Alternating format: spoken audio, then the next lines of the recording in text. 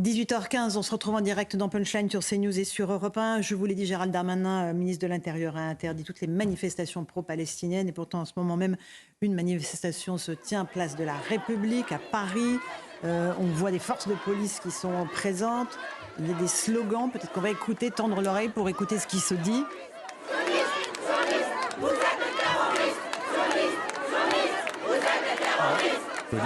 Sionistes, vous êtes des terroristes. Sionistes. On est exactement là-dessus sur l'inversion, encore une fois, de la réalité. C'est-à-dire que c'est le récit, depuis 20 ans, ce que j'appelle moi le révisionnisme. On a eu le révisionnisme d'après-guerre où les Juifs ont dû supplier les gens de les croire, comme quoi il y avait la Shoah. Et là, depuis maintenant plus d'une trentaine d'années, on a inventé le révisionnisme. C'est-à-dire on a raconté une petite histoire, l'histoire d'Israël qui est complètement fantasmée, bien entendu, de façon négative, pays d'apartheid, pays qui tue des enfants, qui viole des femmes, etc. Et donc on a complètement renversé le camp. Au lieu d'être le pays attaqué, on est devenu le pays coupable, attaquant. Donc sionistes, vous êtes des terroristes. C'est exactement ce qu'on leur raconte depuis 20 ans, c'est pas nouveau. Encore une fois, il faut bien se le dire. Depuis samedi, on n'a pas découvert une situation. C'est une situation qui existe depuis maintenant plus de 20 ans, qui sort au grand jour, mais de façon assumée. Regardez, ils ne pensent pas dire quelque chose de mal. C'est ça qui est terrible. Bien sûr, on voit des drapeaux palestiniens. Bien sûr. On tend l'oreille pour écouter les slogans. Je ne vois pas ce qui est écrit sur les pancartes. Mais effectivement, c'est une manifestation interdite, Louis Dragnel. Mais voilà, alors la difficulté, c'est le maintien de l'ordre. Parce qu'en fait, ce qu'on entend dans la fermeté du ministre de l'Intérieur, c'est que globalement, il y aura des dissolutions de toutes ces manifestations. De fait, là, les manifestations sont pour le moment encadrées. Mais je ne vois pas à ce stade, alors peut-être qu'il y aura des renforts, des policiers en plus, il n'y a pas d'interpellation pour le moment, et il n'y a pas de dispersion non plus de la manifestation. Et je trouve que là, pour l'instant, parce que ça peut changer, ça correspond à toutes les manifestations depuis le début de la semaine qui ont été interdites et qui, malgré tout, ont pu se tenir. Il y a une cyberattaque hier sur la page Wikipédia regardez, du Hamas. Il y avait marqué depuis toujours mouvement terroriste islamique. Et depuis hier matin, miracle, voilà ce qui a marqué, mouvement de résistance islamique. Donc toutes ces personnes, on leur donne en plus un blanc-seing terrible, on leur donne une porte ouverte. Voilà, vous êtes les soutiens de la résistance palestinienne face aux terroristes israéliens. Alors, Jean-Sébastien Ferjou du site Atlantico. Ce n'est pas une cyberattaque. Wikipédia et le cofondateur de Wikipédia l'a dénoncé il y a quelques jours en disant que Wikipédia était devenu l'objet de militants idéologues qui de toute façon ont tout bloqué.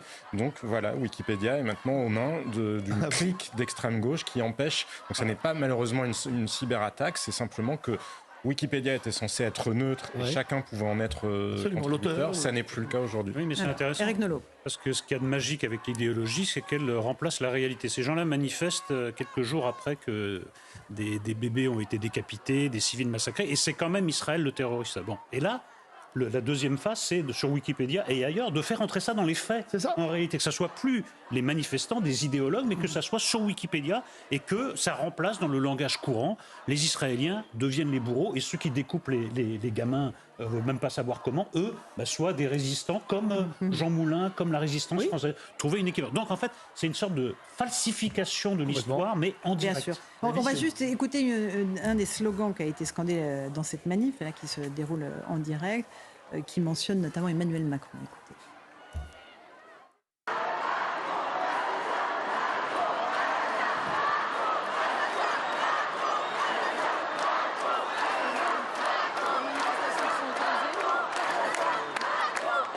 Alors on entend donc Macron assassin prendre Oui, parce que Emmanuel Macron était le premier, il faut s'en enorgueillir, chef d'État international, à réagir dès samedi matin en tweetant qu'il fallait condamner sans réserve les actes terroristes du Hamas. Évidemment, étant donné qu'il dit cela, et comme on a dit sioniste terroriste, donc il est complice. Donc comme on estime que finalement les meurtres d'enfants, dans l'imaginaire fantasmagorique, c'est Israël qui en est le coupable, donc Emmanuel Macron est aussi assassin puisqu'il est complice de crimes. Là où c'est particulièrement faux, et d'ailleurs ça commence à être reproché à Emmanuel Macron, c'est globalement il ne prend pas tellement parti pour Israël. Et il y a un exemple sur lequel on peut s'appuyer, ça a été encore une fois posé comme question à Emmanuel Macron avec au moment de la réunion avec les chefs de partis politiques à midi, c'est pourquoi est-ce que la France continue d'apporter son aide financière à l'autorité palestinienne. Emmanuel Macron a clairement affirmé qu'il ne souhaitait pas suspendre, réduire ou même arrêter et de cette ce aide. point de vue-là, Et il veut renforcer les contrôles.